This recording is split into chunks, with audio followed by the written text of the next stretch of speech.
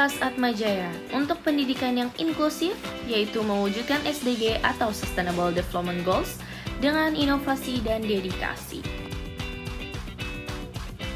Atmajaya juga menyadari pentingnya menghadirkan fasilitas yang ramah terhadap kaum disabilitas.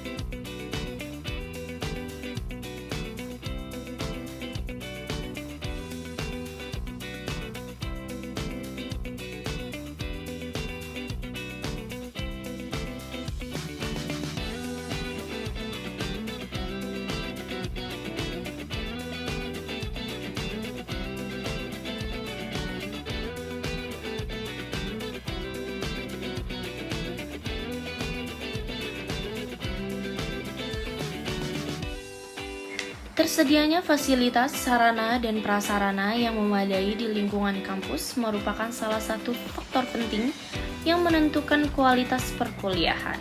Salah satunya tempat ini selain untuk bisa menggunakan belajar, juga bisa digunakan untuk menongkrong dengan teman-teman setelah kegiatan kuliah.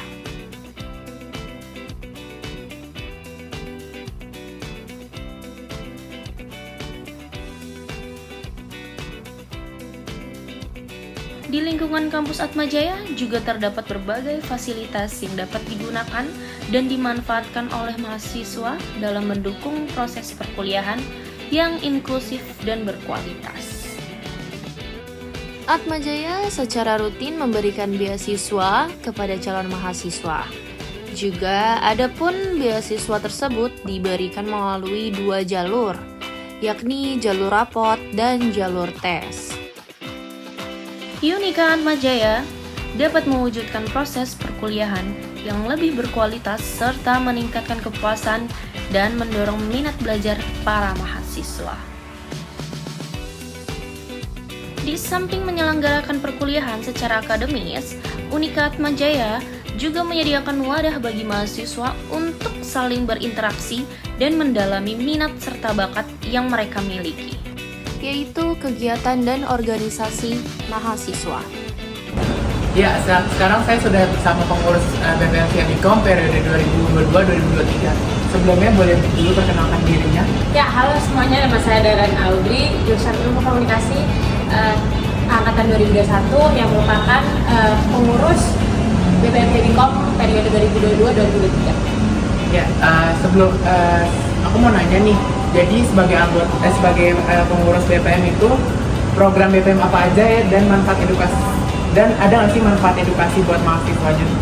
Oke, untuk programnya salah satu yang terkenal dan ada setiap tahun merupakan Aspiration Week, yang dimana itu merupakan program tersebut merupakan wadah yang dimana mahasiswa-mahasiswa Viamikom bisa memberikan aspirasi-aspirasi mereka mengenai sekitar kampus, mengenai juga tentang tema yang diberikan. Jadi bisa ada masukan yang bisa kita olah dan bisa kita sampaikan kepada kampusnya sendiri. Jadi kita sebagai perantara ya untuk manfaat edukasi, mungkin lebih ke informasi-informasi yang selalu diupdate di sosial media BPM Viamikom. Jadi anggota-anggota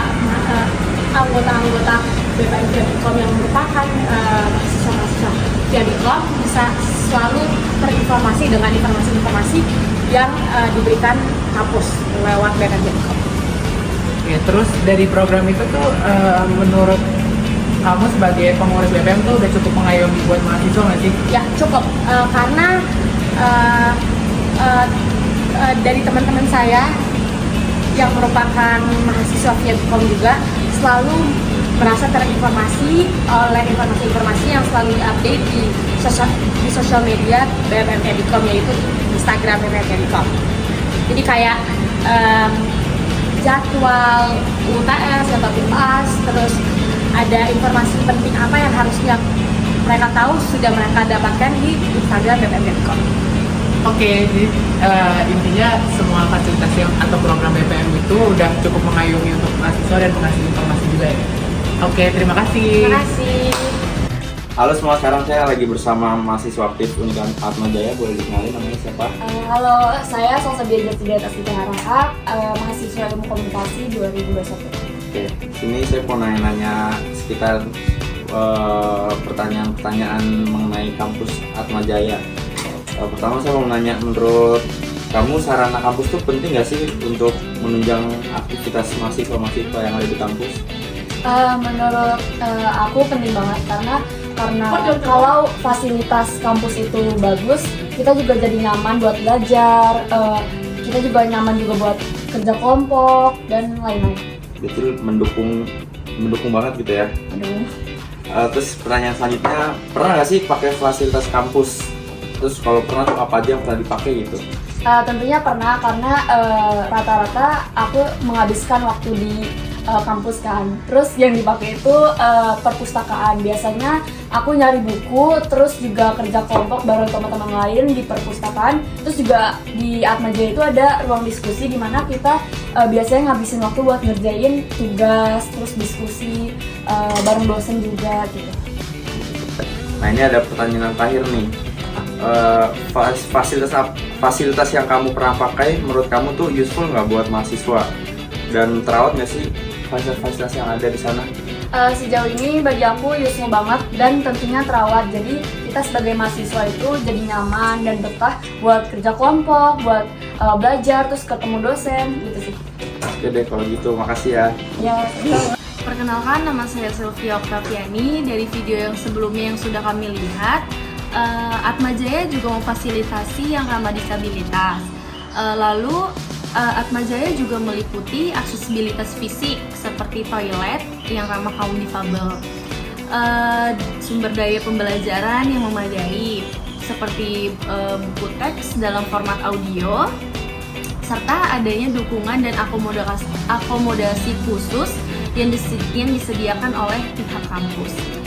Melalui ketersediaan fasilitas yang ramah terhadap kaum difabel ini, Atmajaya juga berkomitmen untuk memastikan adanya kesetaraan hak dan jangkauan terhadap sistem pendidikan yang berkualitas serta mendorong inklusivitas.